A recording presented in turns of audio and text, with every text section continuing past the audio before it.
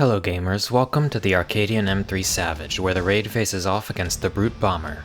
Please help me out with the algorithm stuff by liking, commenting, and subscribing, and let's get into the raid. For this encounter, we use standard clock positions and waymarks. We also use two sets of pairs, one with supports rotated to their same color DPS, and one with melees paired with their light party tanks, and ranged paired with their light party healers.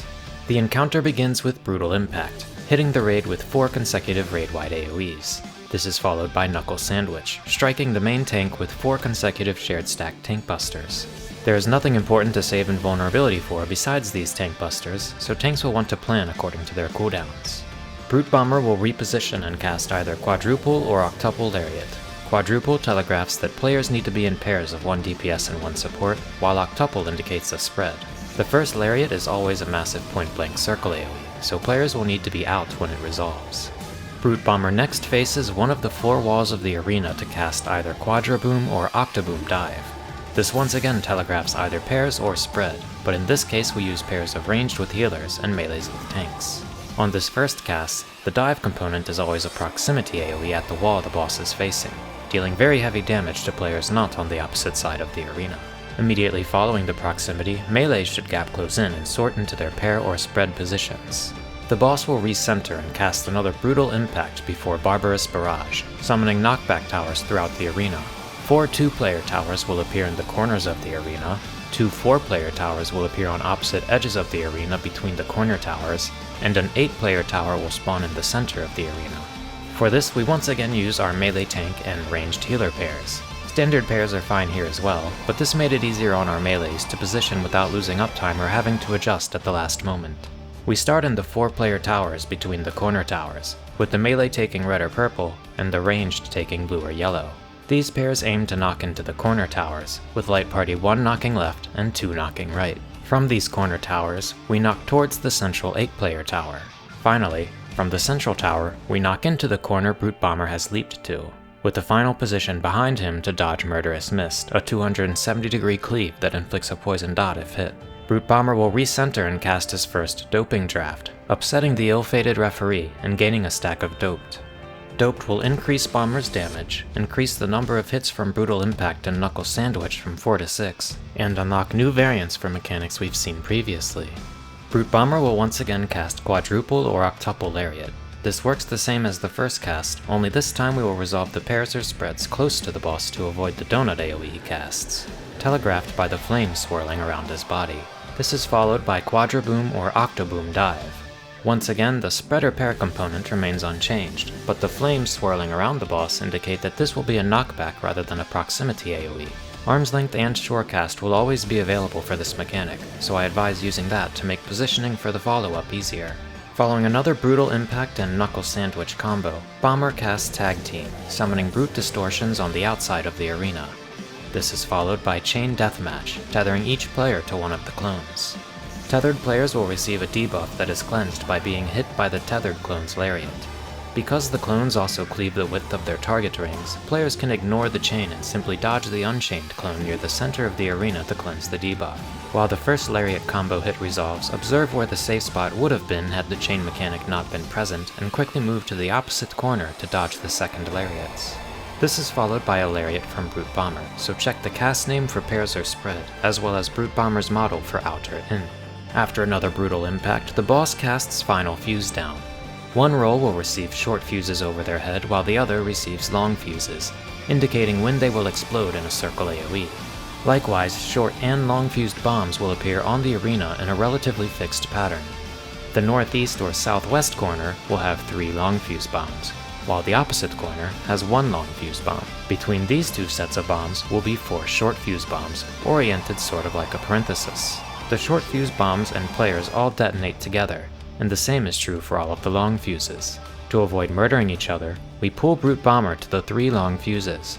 The short Light Party 2 ranged moves to the lone long fuse bomb, while the remaining short fuses spread in the corner with the 3 long fuses, with the ranged in the corner and the melees to the sides.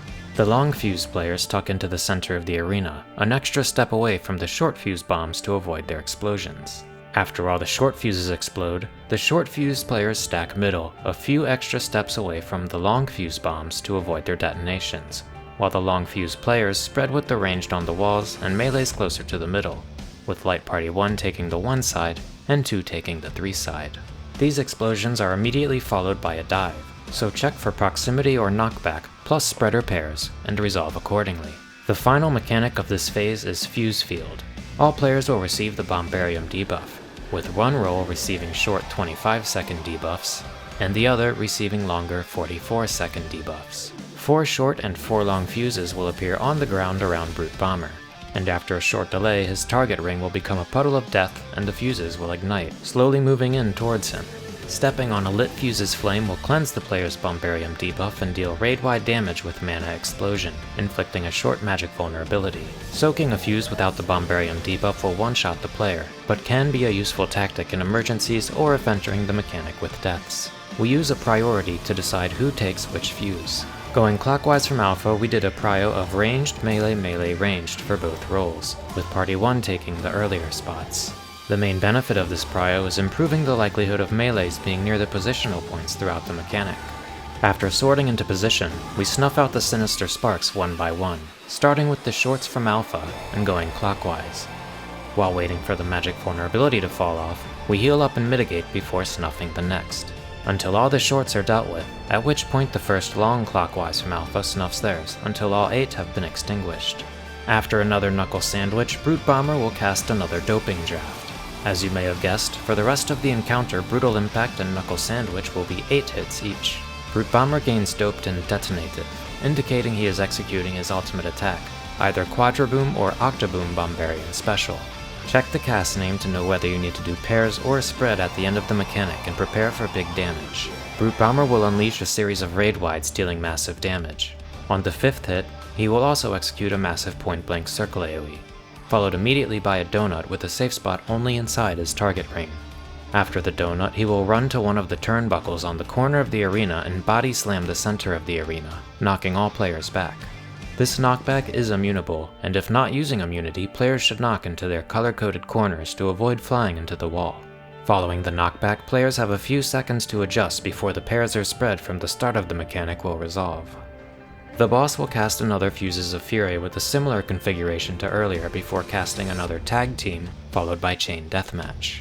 This time players receive 2 chains, one from a clone and one from Brute Bomber. The bombs are an independent mechanic, so dodge these by starting in the long fuses before dodging into the short fuses after they resolve. As the second set of bombs resolve, the clones will begin telegraphing Lariats and the boss will cast Murderous Mist. This is resolved exactly the same as the first set, with the one caveat being that players must also be hit by Murderous Mist. In other words, don't be inside the cone on Brute Bomber's rear, and dodge the clone you weren't chained to, moving into the safe corner for the second hit. After another dive, Brutal Impact, and Knuckle Sandwich, Bomber casts Fuse or Foe. This gives one roll short fuses and the other long fuses, but we don't need to think about these. Brute Bomber will cast Infernal Spin, cleaving A or C with a 45-degree cone before rotating in the direction telegraphed to cast another, a total of 7 more times. At the same time, 2 opposite corners will be targeted with circle AoEs that radiate outward as rings, followed by the remaining 2 corners.